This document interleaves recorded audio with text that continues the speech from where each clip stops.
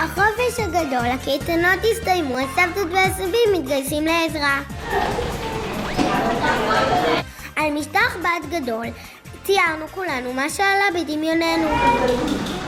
תוך שיתוף פעולה בין הסבים והילדים השוכבים על בטנם ומציירים. ברוכים הבאים, סבתות, סבים, נכדים, נכדות, אנחנו מאוד שמחים לארח אתכם כאן. אני מבקשת שכל נכד או נכדה יציגו את הסבתא בשם, ואחר כך הסבתא תציג את הנכד, השם שלי. שרה.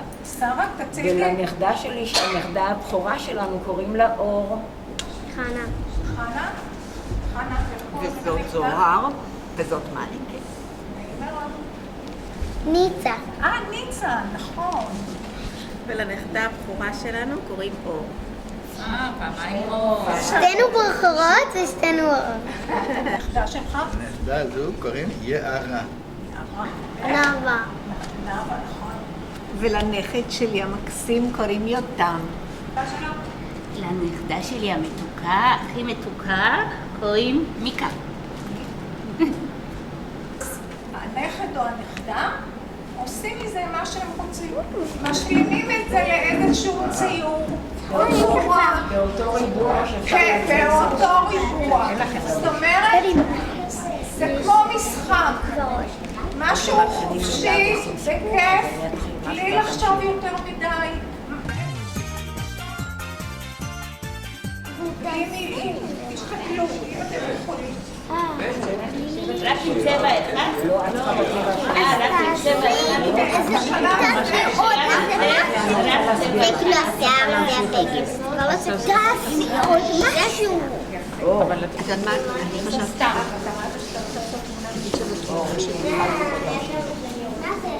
ציירתי את השקיעה עם השים השקיעה.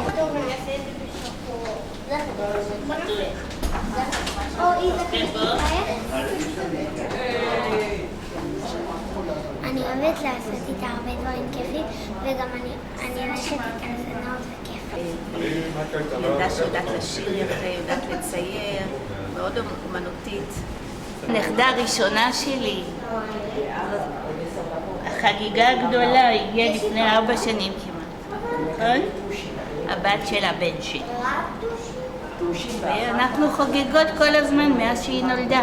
אני לפעמים מציירת עם הנכדות שלי, עם הנכדים שלי. שהכי כיף זה לפסל ביחד. אבל לצייר תמיד?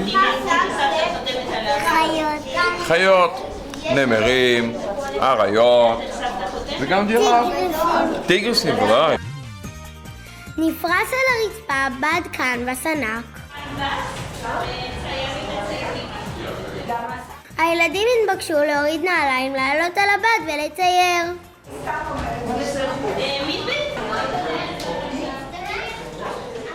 השמחה הייתה גדולה.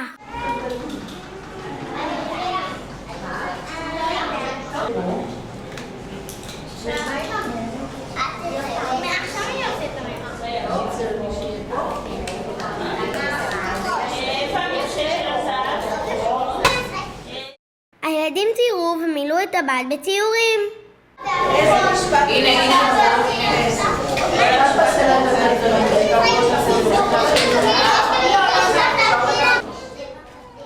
התקבלו יצירות מאוד מעניינות ומיוחדות.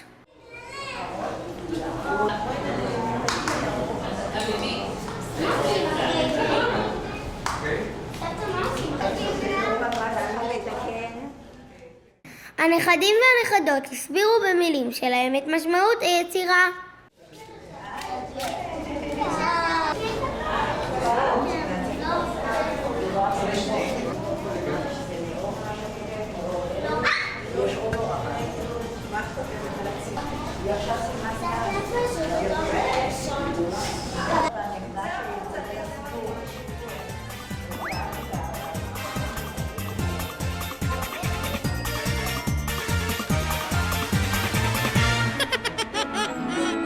הלוואי שהייתי יכולה לראות את סבתא שלי הרבה יותר. אני מתגעגעת אליה כל כך.